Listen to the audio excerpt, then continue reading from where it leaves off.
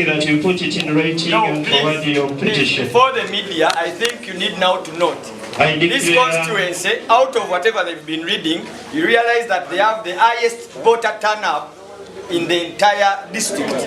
You realize that candidate got 20,000 from Chengera, got another 20,000 from Wachi. Of course, this is bogus, and he's reading bogus things. For Wakiso district, Busiro East constituency. Batakimanyi kubanga bajja kulowooza tutwaluka tetugenda kudduka naye nga tetuli convinced with what is taking place.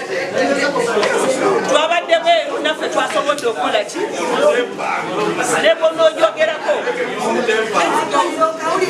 kawulira kawulira akaliro kawulira leero gwamu mugwe tosobola kugamba nti results olwaleero zitampalingiddwa zenzirinda bazirangirire ng'ate bagenda kuteekawo omuntu atayiteewo leka tudindako balangirire bazirangirire kyenjagala. I want to go with the complete results, but in between oli okugwayo n'abuuza what is going on here yani ku mmeeza eno alina obuyinza ki kalishemaliwa bwenjagala ajja atubuulire wano yani yamesinga kaluka structures ne katyaze sagala kutufuula bajinga.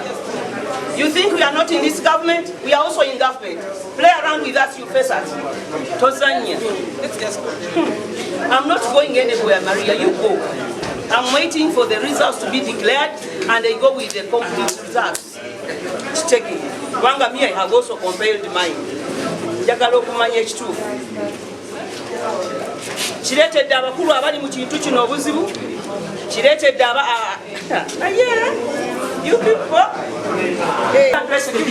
Let me address the media and the press. Before they announce the results, I, Chirabira Rose Lalo, I have come to learn that they have played around with the results. So annoyed whereby I feel that I can even feel like talking. They have played around with the results. And all RDCs are involved. But RDCs are involved. And we are very much interested. That's why I came. Yensonga lwaki nazze nga njagala okikobekereza. Kasangati enkumi nnya zavuddewo. Kasangati enkumi nnya zavuddewo kasangati. Maria, don't waste your time. Let me tell these people, Timbabuulira, Egwanga Mulise. Egwanga Mulise. Even if they don't, what do you want? They were announcing before getting up with the that one complaining. I'm a human being also. I spent my money in this thing. You people be very, very careful. Stand on it. I'm telling you. I'm telling you with your deputies. Let's go. Together with this gentleman who has been here asking what is going on here. Who is he? Obadomu Batalinga.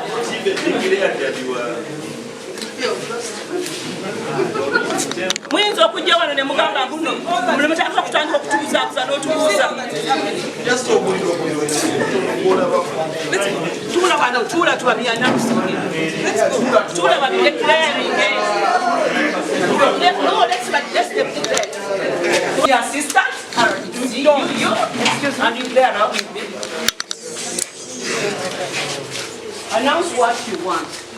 You have learned about what you are going to do.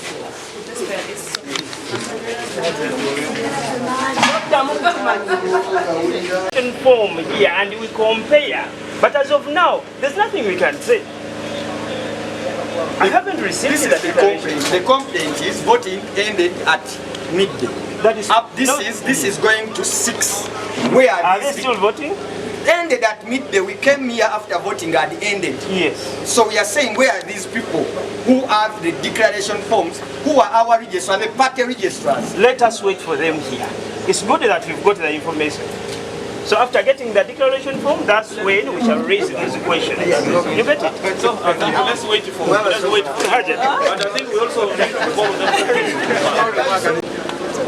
Mbeera bwe tuweri nti tulinze obwedda bwe twajjidde wano nga sub-county sub-county ge magombolola amagombolola 3 ge gaakaleeta 4 kati ge gaakaleeta results zaago nga kyannaku nnyo kyennyamiza nti olwedde abeesimbyewo batandise dde okukubagana empawa nti results ziri tampered with oba tampering zikwatiddwamu bakakuttemu nti ne bakola interchanges kati nze nga nze supervisor sobola kugamba nti no ziri authentic oba teziri authentic wabula kyenkoze nengamba registrar tutandika okukwata essimu tukubire abo ba registrars tumanye eddira evuddewa ntambula yeetaliwo transport batalina tumubaweereze ki naye ng'olaba nti no some delays ziri intention ziri za kigendererwa oba newesanga nti ng'oggyeko ebuusa ewala ennyo abo ku bizinga abo tusobola okusympathizinga nabo nti already wantu wala naye kati nowenansana municipality otugambe nti no results tezinnatuuka wano ewakiso ddala bannange twebeereremu nga okulaba nti nno tusuubira nti nno akalulu kandibadde kabwenkanya naye manyi nti abeewakiso bwe mutakola ku ntalo temukkakkana naye ku luno poliisi bweri guluggulu n'atwalaganya oba akwasaganya ebitundutundu ebyo Wakiso Kampala Mukono wali wano ku base okakasa nti nno buli kimu kigenda kwakuti kigenda bulungi nga wetulinda results registrar awulira nti waliwo obutali bwenkanya ogenda ku petitioninga then wewabaawo nga results ddala kituufu zizuuliddwa nti ziri doctored oba zikwatiddwamu oba ne zikyusibwamu era still security bweri eri abo ba registrar bakikoze bajja bavunaanibwa oba basiribwa nti wali mukisa kubuuza ne basoma ekintu nga bagenda kukira. It's not a debate. It's not debatable. Yeah. Era nze ebyange nfunye obululu obusukka emitwalo 3 naye nze ngeri abantu gye bantaddemu obwesiga abawali emitwalo 3 era nina okuddayo mbabuuze kikyetusa nze ebyange mbikola bulala ebyange abalonzi bebakosi bange anti bagambye okwemulugunya mbaka omusajja katugambe owa Busiro East beba basoma results ze bagamba gombola gundi yafunye bwati gombola gundi yafunye bwati kati ate omubaka omukyala beba basoma results ze bagamba mu Busiro East yonna yafunye bwati making unsatisfied. It's not justifiable. Naye tewali lumu ebuuza oli bw'asoma ng'agamba tugende ku kirala ndowooza buli omu yandibadde ayagala kibeere kuliya gombolola kigye nafunye bweki gombola kigye nafunye bweki system gye bakozesa gye mwagala bakyuseemu kiki simanyi oba ebeera system but that's what I've seen. I've never stood for this. This is my first time to stand. I don't know whether it's a method of work or a system or a policy, but it shouldn't be like that. For us, we are covering in Wakiso. We have 27 sub-counties, and when they're announcing themselves, they say this is now Busiro, this is now Busiro. No, we have nothing like a constituency. We have a district and sub-counties. That's my point. Olwaleero si bwange nga Idi wabula bwange n'abantu b'ennansana bonna kuba senga sibbo nalibadde situuse ku buwanguzi olunaku olwaleero.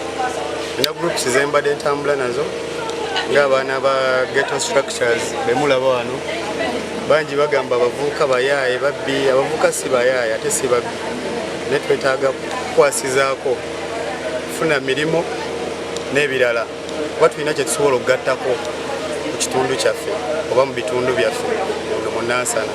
Tulina groups zentambudde nazo nga bamama bange mbalaba mama Nancha, tulina groups za mainstream nga olaba batata bange Haji Faizo ne Haji Umaru n'abalala bemulaba wano ab'enjawulo.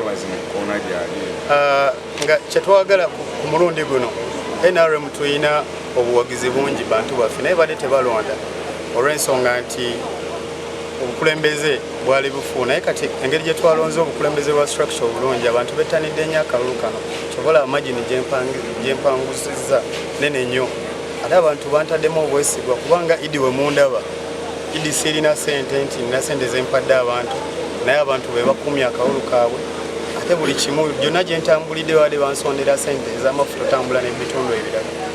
So neebaza abantu b'e Nansana ate mbasuubiza nti Idi sigenda kwawulamu mu bantu oba bakadde oba bavubuka ate ngenda kukolagana wamu ne bannange abali ku sayidi eri nga ngezaako okulimbulula obulimba bali bannaffe baadde babasigamu nti gavumenti terina kyeza bitundu byaffe.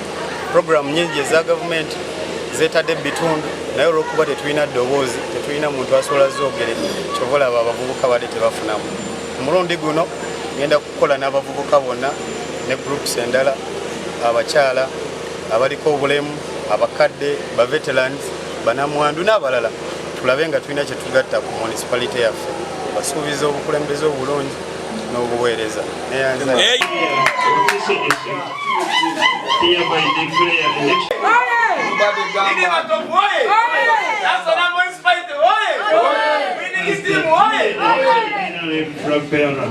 For the position of Constituency Member of Parliament, Nansana Municipality.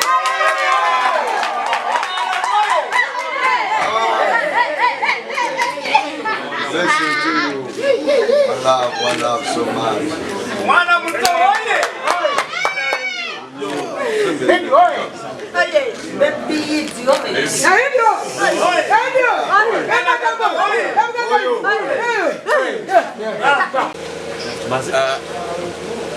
Abatulaba mwena erinnya nze Munduni Philip nga nvudde mu Ssaabagabo Makindye.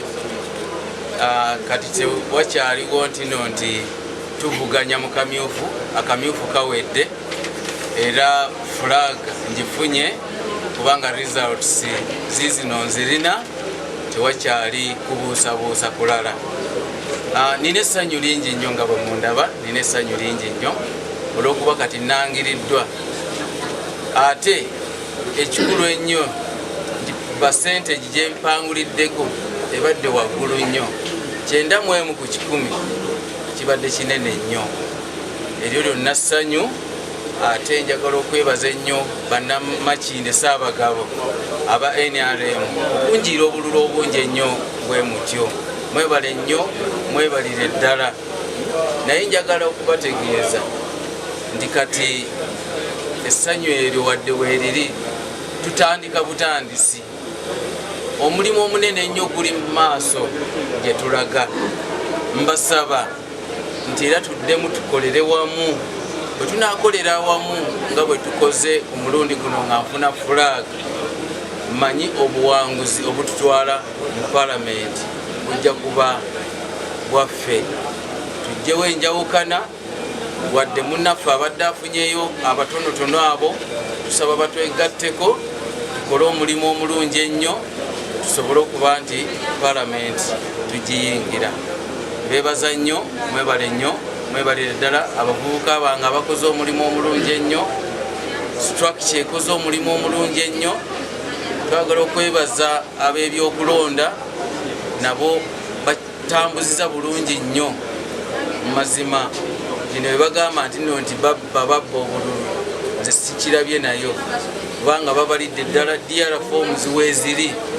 Kakati simanyi bululu ababubba oba babubba batya naye obwaffe bantu be bannonze nga banjagala.